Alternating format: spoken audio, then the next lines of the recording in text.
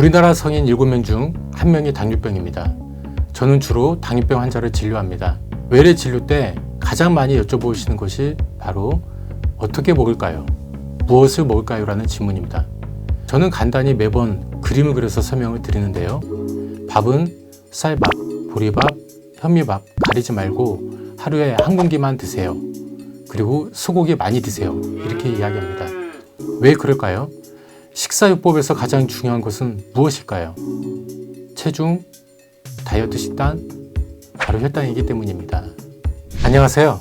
저는 인제의대 상계백병원 내분비내과에 근무하고 있는 교수 원종철입니다. 오늘은 특별히 혈당에 대한 이야기를 나눠보고자 합니다. 혈당에 대해서 얼마큼 알고 계신가요?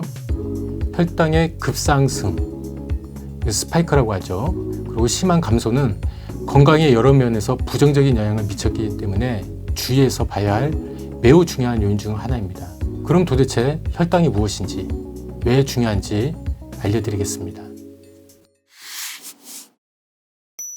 건강한 당뇨병 또는 당뇨병을 이겨내는 식사 습관 또는 비만을 치료하거나 예방하는 식사 습관에서 가장 중요한 것은 바로 혈당, 우리가 섭취하는 탄수화물이기 때문입니다. 오해이신가요? 혈당은 당뇨병만 중요한 거 아닌가요? 탄수화물보다는 지방이 더 나쁜 게 아닌가요? 이렇게 생각하시는 분들이 많습니다.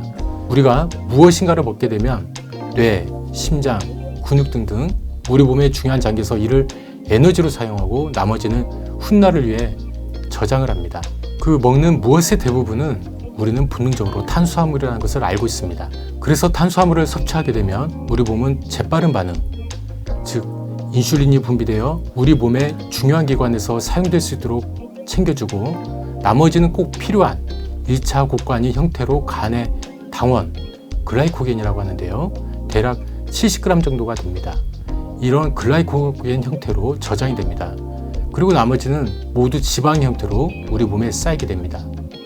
그래서 혈당을 조절하는 방법이라든지 혈당이 변화하는 양상 등이 매우 복잡하게 또는 어찌 보면 매우 단순하게 우리 몸에서는 작동하고 있습니다. 우리 몸과 뇌는 대부분 포도당을 사용하며 살아갑니다. 정상 평균 혈당값이 100mg/dl입니다. 우리 몸의 혈액, 즉 피는 체중마다 차이는 있지만 대략 5리터 정도가 됩니다. 그러면 우리 피 속에 녹아있는 혈당, 즉 포도당은 대략 5g 정도가 됩니다. 이 각설당 한 개가 보통 4g 정도가 되니까요. 우리 몸속에 있는 포도당이 적은 양인지를 상상할 수 있겠죠. 당뇨병 환자 중에 급성 고혈당으로 오시는 분들이 있습니다. 이런 분들은 일반적으로 혈당이 250dl 이상이면 위험한 고혈당이라고 하는데요. 쉽게 말하면 각설탕 2개가 녹아있는 셈입니다. 여러분들이 주로 마시는 탄산음료에는 포도당이 얼마나 들어있을까요? 콜라 한 캔에 13개가 들어있습니다. 이게 다 피 속에 녹아든다면 얼마나 끔찍한 일이 벌어질까요? 반대로 혈당이 70mg/dl 이하이면 저혈당이라고 합니다. 각설탕 반절로 떨어지면 저혈당이 생겨서 심하면 혼수가 되기도 하고요. 영영 깨어나지 못하는 경우도 있습니다. 그렇기 때문에 혈당을 관리하는 것, 즉 식사요법에서 탄수화물을 적절하게 그리고 제대로 섭취하는 것이 매우 중요한 일이겠습니다. 혈당을 조절하는 것은 매우 좁은 영역의 주파수를 찾는 것처럼 다이얼을 미세하게 조절하는 것과 같습니다. 우리 몸의 여러 시스템을 동원해서 정교하고 균형 있게 맞추는 과정이라고 할 수가 있죠. 일단 탄수화물이 우리 몸에 들어오면 위산과 소화효소가 당과 전분을 분해하여 포도당으로 전환합니다. 포도당은 소장에 도달해 흡수되고 혈류로 내보내집니다. 혈액 속에 채워진 포도당은 인슐린이라는 호르몬에 의해 필요한 곳에 쓰이도록 보내지고 또 대부분은 훗날을 위해 간이나 근육, 지방 조직에 저장됩니다. 비만이나 당뇨병 등이 있어서 이런 인슐린 작용이 제대로 나타나지 않으면 더군다나 많은 양의 탄수화물이 갑자기 우리 몸에 들어오게 되면 어떻게 될까요? 혈당이 급상승하기도 하고 이런 상태가 지속되어 만성 고혈당, 즉 당뇨병이 생기고 너무나 많은 포도당이 지방으로 우리 몸에 저축돼서 비만이 발생하게 됩니다. 또는 너무 많은 양의 탄수화물이 갑자기 들어오면 그만큼 혈당이 떨어지는 속도도 재빨라지게 됩니다. 우리가 아침에 일하기 전에 달달한 믹스커피 한 잔 마시면 혈당이 올라간다. 그래서 기분이 좋다고 하죠. 우리 몸에 도파민과 세로토닌 분비가 많아지기 때문입니다. 그러다가 몇 시간이 지나면 갑자기 또 피곤해지고 무기력해지고 또는 왠지 짜증이 나기도 합니다. 그래서 또 뭔가 달달한 것을 찾게 됩니다. 이러한 현상은 당뇨병이 아닌 정상인에서도 나타납니다. 즉, 과량의 탄수화물 섭취로 인한 혈당의 급상승, 혈당 스파이크라고 이야기를 합니다. 또 그만큼 혈당의 추락, 혈당 크래시라고 하는데요. 이런 현상들이 우리 몸에서 나타날 수 있기 때문입니다. 혈당 수치가 높아지면 우리 몸은 여러 가지 위험 신호를 보냅니다. 인슐린 저항성, 인슐린을 생산하는 베타세포의 죽음, 대사증후군, 당뇨병 전기, 이형 당뇨병, 그로 인해서 심장병, 암, 치매, 신경소상 등이 유발될 수가 있고 이로 인해서 건강이 악화됩니다. 이러한 질병들은 초기에 바로 발견되는 것이 아니라 서서히 진행되기 때문에 몇 년이 지나도 진행 상황을 모를 수가 있습니다. 참 무서운 일이죠. 그렇기 때문에 더욱더 혈당 관리가 중요하다고 말할 수 있습니다. 혈당 관리는 체중 조절, 건강 관리의 기초일 뿐만 아니라 우리 삶의 활력과 건강한 정신을 유지할 수 있도록 도와줍니다. 어떻습니까? 혈당 관리 지금 당장 실천하고 싶지 않으세요? 그럼 어떻게 해야 혈당을 관리할 수 있을까요? 제 환자분들이 항상 제 진료실에서 양심 고백처럼 하시는 말씀이 있습니다. 먹은 만큼 올라가던데요.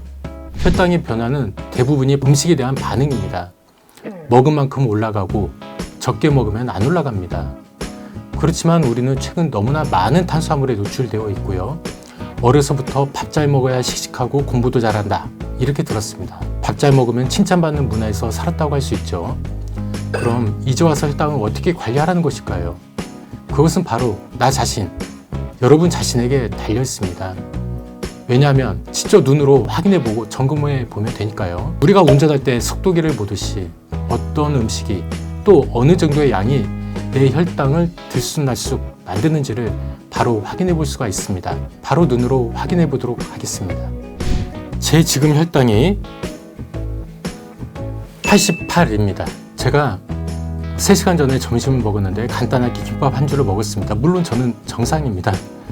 자, 그럼 다시 탄산이 들어있는 음료수를 마시면 혈당이 얼마나 올라가는지를 한번 보도록 하겠습니다.